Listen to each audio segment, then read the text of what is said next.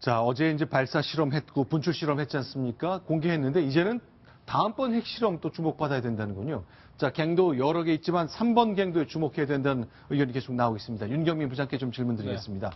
자, 이렇게 지도 있습니다. 위성사진 늘 봤던 건데 이거군요. 3번 갱도. 네, 그렇습니다. 갱도가 풍계리 핵실험장에 세 군데가 있는데 동쪽과 남쪽, 북쪽 네. 이렇게 세 군데가 있습니다. 네. 1번 갱도와 2번 갱도, 3번 갱도 지금 반짝이는 곳에 네. 보면은 산팔로스라는 데서 이제 위성 사진을 분석을 해봤더니 네. 가림막이 설치가 돼 있더라, 위장막이. 네. 그래서 거기에서 핵실험을 준비하는 것이 아니냐 이런 관측을 내놓고 있는데요. 네. 지난번 9월 9일 날 있었던 5차 핵실험 때에도 2번 갱도에 네. 위장막이 설치돼 있었고 네. 그 이후에 북한이 핵실험을 실시했기 때문에 이 3번 갱도에 당시에도 가림막이 위장막이 설치돼 있었다고 합니다. 네. 그래서 계속해서 준비해 온 것이 아니냐. 특히 10월 10일이 북한 노동당 창단 기념일이기 때문에 그에 네. 맞춰서 돌이켜보면 10년 전인 2006년 10월 9일에 1차 네. 핵실험이 있었거든요. 그래서 6차 핵실험도 그 날짜에 맞춰서 하는 것 아니냐 이런 이제 관측이 분석이 나오고 있습니다. 그런데 이제 위성사진 저희가 이 화면에 띄워놓고 여러분께 보여드렸는데요. 제 눈에 이렇게 보기에 좀 뿌옇거든요. 이게 군사위성이라는 게 뭐 10cm, 5cm 글자도 읽을 수 있다는데 이렇게 공개하는 거는 좀 해상도를 떨어뜨려서 하는 거라고 봐야 되는 거죠. 네, 그걸 만나보면 흑백 사진은 해상도가 더 올라가고요. 카메라는 화소가 많아서 좀 해상도가 떨어지는데 저 정도면 굉장히 선명한 거고요. 네. 지금 넷 캐노피라고 돼 있지 않습니까? 그물 캐노피 지붕이라는 얘기인데 저것까지 구분했다면 굉장히 좋은 건데 아마 일부러 조금 떨어뜨려서 대외적으로는 공개하겠죠. 군인들이 보는 건 더 선명할 거라고 판단합니다. 네. 자, 저 장면입니다. 그런데 이렇게 위장막 설치하는 게 진짜로 이거를 가려놓고 미국의 군사위성이 못 보게 해놓고 밑에서 뭔가 작업을 할 수도 있고 자, 그렇게 오해해 주십시오 하고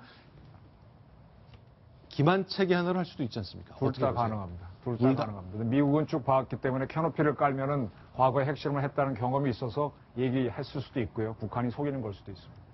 자, 그러면 이제 북한은 뭐 발등에 떨어진 불이 굉장히 많습니다. 미사일과 핵실험 등등으로 국제사회를 향해서 엄포를 계속 쏘는 것뿐만 아니라 내치와 관련해서 이제 함경북도에서 있었던 수해 복구 굉장히 중요한 건데요. 자, 관련된 얘기 해볼게요. 김태현 변호사. 네. 광경 이제 공개되고 있죠. 예, 수해가 굉장히 심각한 아주 엄청난 피해가 왔다고 하는데 네. 일단 유니세프 관계자 이렇게 얘기를 하고 있습니다. 피해 규모가 굉장히 충격적이라는 거죠. 지금 노천에서 지내고 있는 이재민이 2만 4천 명이고요. 네. 2만 4천 명이 집이 없을 뿐만 아니라 식량과 식수를 구하기 위해서 안간힘을 쓰고 있다. 즉 의식주가 지금 해결이 안 된 어떤 이재민이 2만 4천 명이라는 겁니다. 네. 지금 보시는 화면이 당시 이제 지금 현재 수해 현장의 모습인데 네. 그 홍수의 어린이의 질병도 지금 급증하고 있고요. 네. 그래서 아마 60년 만에 최악의 수해 복구 때문에 북한 당국이 좀 골머리를 썩고 있다. 뭐 이런 소식이 전해내고 있습니다. 뛰는 게 식물의 존재가 뜨이지 않네요. 나무가 있거나 네. 풀뿌리가 풀포기가 있어야 되는데 저 멀리서만 보이고 여기서는 안 보이네요. 자, 그러면 자 이런 문제 2만 4천 명이 노천에서 지나고 있다. 글쎄 함경북도가 보통 추운 곳이 아닌데 10월이면 거의 뭐 초겨울의 날씨가 될 텐데 이제 얼마 남지도 않지 않았습니까? 네, 대한민국 같으면 저기서 지금 청문회하고 난리가 났을 겁니다. 저 네. 사건은 물론 비도 왔지만 수문을 예고 없이 연 걸로 인한 인재잖아요. 네. 우리 같았으면 세월호 사건 예를 들면 청문회에다가 뭐에다 지금 난리가 났을 겁니다. 네. 함경북도 주민들 평양에 가서 좀 이렇게 천막 치고 쉬 좀 하셨으면 좋겠습니다. 자, 그런데 이렇게 함경북도에서 이런 일이 있었습니다. 국제사회는 사실 이제 국제 적십자사도 그렇고 세계 식량 기구 계획도 그렇고 일단 좀 도와줘야 된다는 얘기를 계속 내놓고 있잖아요. 예. 평양 시내는 이제 국제 기구 직원들이 상주를 하고 있는데요. 네. 이번에 피해가 난 수해를 입은 지역에 그 직원들을 급파를 해서 현장 조사를 벌이면서 네. 국제적십자사 같은 경우에는 피해 주민 지원에 이제 우리 돈으로 173억 원이 필요하다. 네. 국제사회에 이제 도움의 손길을 요청을 했고 네. 세계 식량 계획도 이미 이제 그 영양 비스킷이라든지 콩 이런 걸 네. 긴급 지원을 시작을 하겠다고 밝혔습니다. 네. 그런데 이제 북한이 과연 이 남북 관계가 또 안 좋은 상황에서 과거에는 수해를 입었을 때 남측에 좀 손을 벌리곤 했는데 아직까지는 손을 벌리지 않고 있죠. 아마 손을 벌릴 가능성이 매우 적지 않을까 그렇게 생각이 됩니다. 현재까지 이제 그 유엔 기구에서 생각할 때 식량 지원이 필요하다. 뭔가 더 해야 되는데 현재까지는 평소처럼 식량 배급은 되는 것처럼 얘기를 하고 있습니다. 자, 이제 비스켓, 또 이제 과자처럼 생겼지만 영양소를 담고 있어서 식량의 대용품으로 쓰이는 것인데, 콩, 급하다, SOS는 쳐지고 있습니다만, 일단 북한은 뭐 중국한테도 우리에게도 도움이 필요하다는 얘기 않고 있잖아요. 역시 정치적인 이유가 앞선 것 같은데요. 자, 이런 상황, 과연 이제 북한과 우리 남한, 그리고 미국과 중국을 두고 많은 군사적인 그 두뇌 게임이 지금 시작되는 듯한 인상이 큽니다. 네, 지금 저기 필리핀의 대통령이 마약 사범을 2,000명인가 3,000명 처형했죠. 네. 재판 없이.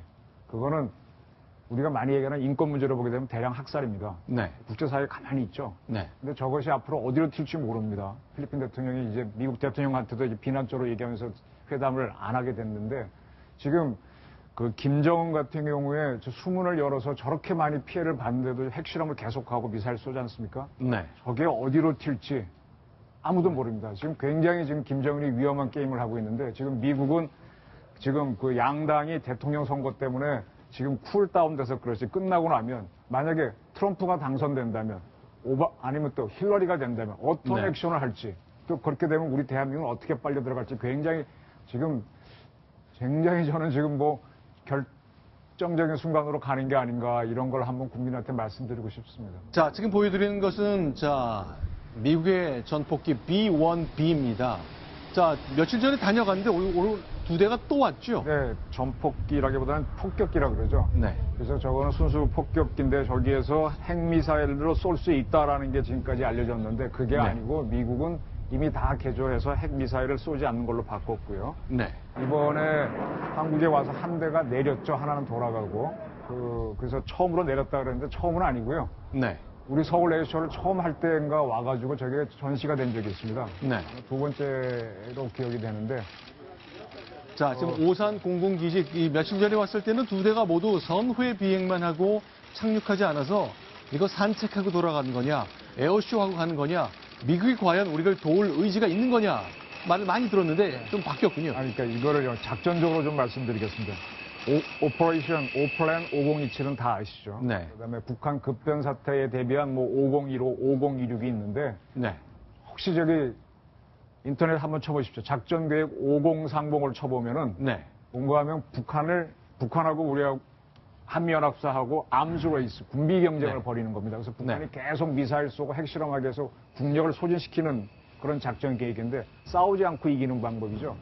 지금 B1이 와서 저기 떡 내려갖고 어떤 무력 시위를 하는 거는 북한을 경쟁시켜서 북한의 국고를 소모시키는 작전인데 네. 김정은이 매우 거기 좀 잘 말려들어서 열심히 국고를 소모하고 있고요. 네. 함경북도에 이재민은 저는 손도 못 대고 있는 거거든요. 단 하나 조심할 거는 저 친구가 저러다가 오바해서 진짜로 미사일을 쏘느냐 문제인데 쏘지 네. 못하고 국고를 소진하게 되면 이번 겨울이나 내년법쯤에는 아마 결정적인 위기를 북한이 맞을 겁니다. 근데 지금 이제 두 대가 왔는데요. 선회 비행하다가 한 대가 자, 휴전선 30km 남쪽까지 올라갔다 그러거든요. 자, 포천군 상공까지 갔습니다. 북한은 어떤 부담이 있는 겁니까? 뭐 늘 저러다 가는 거지 하는 겁니까? 아니면 정말로 긴장을 해야 되는 겁니까? 긴장을 해야죠. 저기서 아마 저게 떴을 때 우리 한국 공군에서 피스아이가 뜨지 않았는지 모르겠는데 피스아이가 쭉 봐주고 네. 그다음에 저 옆에 또 우리 공군의 F-15K나 F-16들이 따라다니면서 엄호를 했을 거란 말입니다. 네. F-15에도 슬램 ER이나 또 앞으로 들어올 타우로스가 달려있고 하게 되면은 그 가장 무서운 공군력이 폭격기가 가서 융단 네. 폭격하는 거거든요. 네. 어느 날 갑자기 미국이 지금 도저히 지금 북한이 저렇게 통제가 안 되니까 뭔가 보여주겠다고 해서 고하면 고하는 거잖아요. 네. 참 두렵죠, 지금. 자, 지난번 이제 지금 보시는 거는 저 4대 그 지원을 받아서 초계 비행할 때의 모습이고요. 자, 이번에는 저렇게 인간이나 단독 비행하는 모습이 이제 카메라에 잡혔습니다. 오산에 있는 미군 공군기지를 통해서 이제 촬영에 협조해줘서 우리 국민들이 그 모습을 볼 수 있었습니다. 북한도 보겠죠. 자, 북한은 어떤 셈일지, 과연 이게 이 정도 가지고 이제 북한이 넘어가겠느냐라고 생각하는 사람도 꽤 있거든요. 관련해서 이제 다양한 군사적 논의, 우리가 어떻게 안보를 챙겨야 되는지 논의가 계속 이어지고 있습니다. 그 내용, 오늘 있었던 내용 계속 소개해 드리겠습니다. 이번엔 세 번째 소식입니다. 순위 보겠습니다.